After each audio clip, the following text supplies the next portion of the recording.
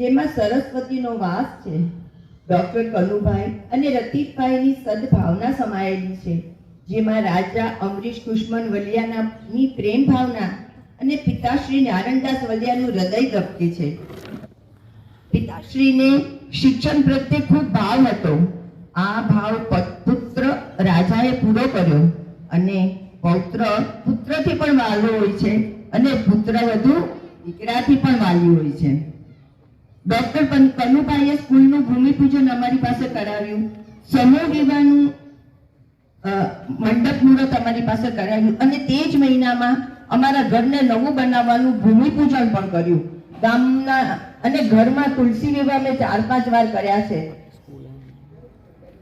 આ સુંદર કાર્યો માટે હું સમગ્ર ગામવાસીઓ અને પાટનગરની ભૂમિની ઋણી છું. જંગ લડીને આવી છું. ટિકિટ અને સર સામાન સાથે ઘણા બધા આવવું મુશ્કેલ હતું, પણ જંગ લડીને આવી છું. આપના સર્વના પ્રેમ માટે આપણા પ્રેમ મિલાપ માટે આ કસ્તુરબા સ્કૂલ સુંદર સ્થાન રહ્યું છે. સમયની મર્યાદા હોય છે, પણ પ્રેમની કોઈ મર્યાદા હોતી નથી. એમની અંતર ભાવના રજૂ કરી. ખૂબ ખૂબ ધન્યવાદ. હવે આપણે કાર્યક્રમને આગળ વધારતા રમેશભાઈ વચ્ચે આપણે તાળીઓથી વધાવી લેશું.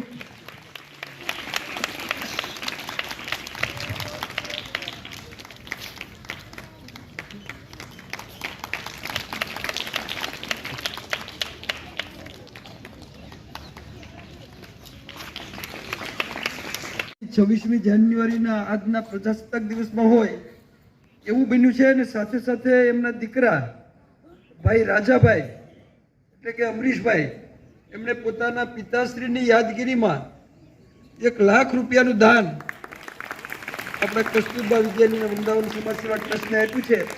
એને આપણે બિરદાવીએ. સાથે કૃષ્ણાબેન અને એમના બેન પણ દમુબેન ને એ પણ આવ્યા છે. અને લગભગ 15 દિવસથી વધારે થઈ ગયો અહીંયા ગામમાં મહિનો. આપણે એમને એવું કહીએ કે દર વર્ષે આવી રીતે મહિનો અહીંયા આવતા રહો અને અહીંયા વરસાદ વરસાવતા રહો. એમની વાતમાં એમણે બધું જ લગભગ વણી લીધું. આપણા વળિયા શેઠ આપણે કહેતા હતા નારણદાસભાઈ વળિયાર, એ દાદાને તો અહીંયા વડીલો અને નાના બાળકો એને ખબર જ ના હોય. હું તમારા જેવડો હતો જ્યારે ત્યારે અહીંયા વારંવાર આવતા અને ખૂબ વધારે રોકાતા. અને એમને શિક્ષણમાં બહુ જ રસ હતો, ઘણો બધો રસ હતો. અને એ વારસો પછી કુષ્મણભાઈએ પણ જાળવ્યો અને આના પાયાની અંદર પણ પોતાનું યોગદાન આપ્યું અને કાયમ માટેનો વિકાસ થાય એના માટેની પોતાની તમન્ના જાળવી રાખી. અને એમના દીકરા પણ ભાઈ રાજાભાઈ એ પણ એવી જ તમન્નાથી આપણને મદદ કરી રહ્યા છે. એમને ભગવાન વધારે સમૃદ્ધિ આપે અને આવા સત્કાર્યમાં આપણને એમની મદદ મળતી રહે. પ્રજાસત્તાક દિવસ એટલે રાષ્ટ્રભાવનાનો દિવસ છે. આપણું બંધારણ અમલમાં આવ્યું. બાબા સાહેબ આંબેડકરે એ બંધારણના ઘડવૈયા તરીકે આપણે એને ઓળખીએ છીએ. હવે બંધારણ અકબંધ રહે, એનું પાલન થાય, એમાં ક્યાંય ચૂક ના પડે અને ભવિષ્યમાં આપણી આઝાદી, આપણી સ્વતંત્રતા, આપણા દેશનું ગૌરવ આવું નવું જળવાઈ રહે, બંધારણને આપણે વળગી રહીએ. તો ભગવાન આપણને એવી શક્તિ આપે કે ક્યાંય પણ બંધારણમાં ચૂક ના આવે અને સમગ્ર દેશની પ્રજા બંધારણ પ્રમાણે સૌના સુખ માટે, સૌના રાજીપા માટે, સૌના વિકાસ માટે એક સાથે મળીને કામ કરતી રહે એવી પ્રાર્થના છે. કૃષ્ણાબેનનો અતિશય આગ્રહ હતો એટલે હું એટલું રોકાયો વધારે. એક જગ્યાએ મારે ફરજિયાત પહોંચવું પડે એમ છે એટલે હું આપ સૌની વચ્ચે રજા લઈશ. સરસ મજાના સાંસ્કૃતિક કાર્યક્રમો અને શિક્ષકોએ જે મહેનત કરી છે અને ભાઈ દીપકભાઈ અને બીજા ટ્રસ્ટી મિત્રો છે એમને પણ જે મહેનત કરી છે એ બધાને પણ ધન્યવાદ આપી મારી વાતને પૂરી કરું છું. જય હિન્દ, જય ભારત.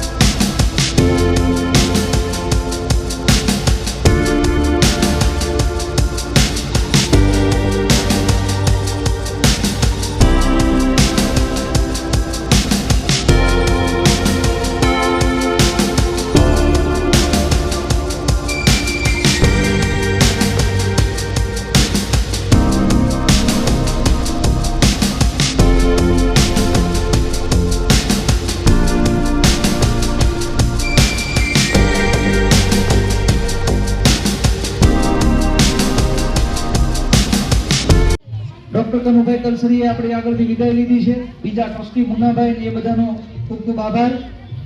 અને ફરીવાર આપણા માટે આ કાર્યક્રમને જે એમની પહેલેથી ઈચ્છા હતી એ આ સંસ્થાને બિરદાવવા માટે મુખ્ય અતિથિ એવા કૃષ્ણાબેન વળિયા, દમુબેન વળિયા ખૂબ ખૂબ અમે હૃદયપૂર્વક બંનેનો આભાર વ્યક્ત કરીએ છીએ અને આવકારીએ છીએ.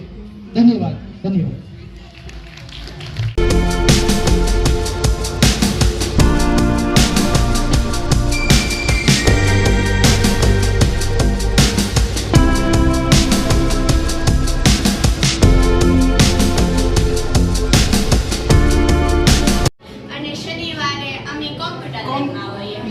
મોબાઈલ નહીં અને આ બુકો વાંચવાની એમ જ ને?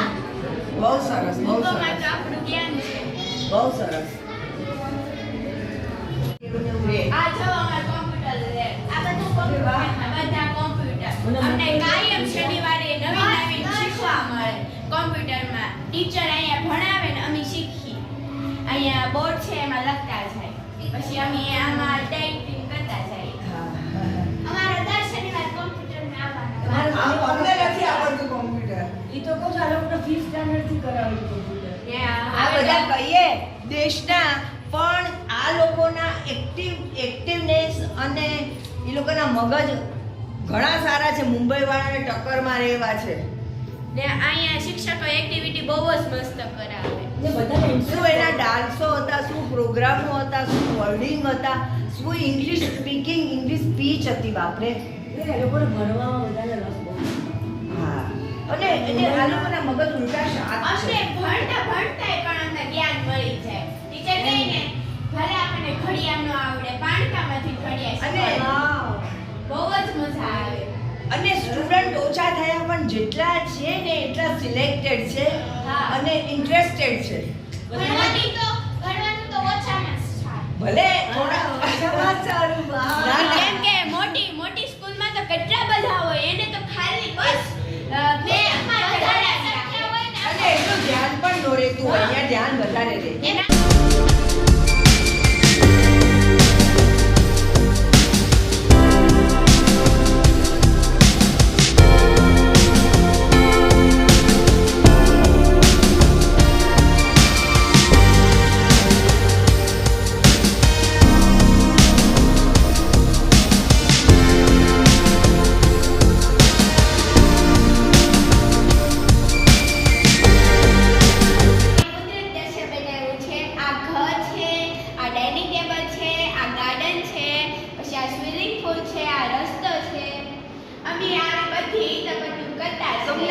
મુંબઈ જેટલી જ ખબર છે કે ગાર્ડન, સ્વિમિંગ પુલ હા. ને બધું હોવું જોવે. હા, હોવું જોઈએ. તમે બધી વાતથી જાણકાર છો. હા, બંગલા ભરીને મોટા હોય પણ એમાં એક ગાર્ડન હોય તો બહુ જ મસ્ત લાગે.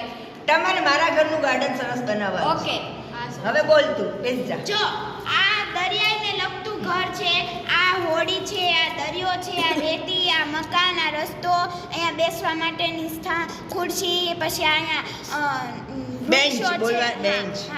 બેન્ચ છે. આ દરિયાને લગતું છાપરાવાળું ઘર છે. વાહ. આ